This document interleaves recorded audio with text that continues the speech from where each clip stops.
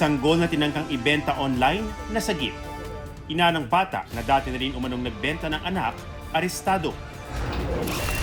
Dating Senador Bong Revilla at 6 na dating opisyal ng DPWH, kinasuhan kaugnay ng Ghost Flood Control Project sa Pandi, Bulacan. At ilang Kapuso stars na pa-trip down memory lane sa 2016 trend.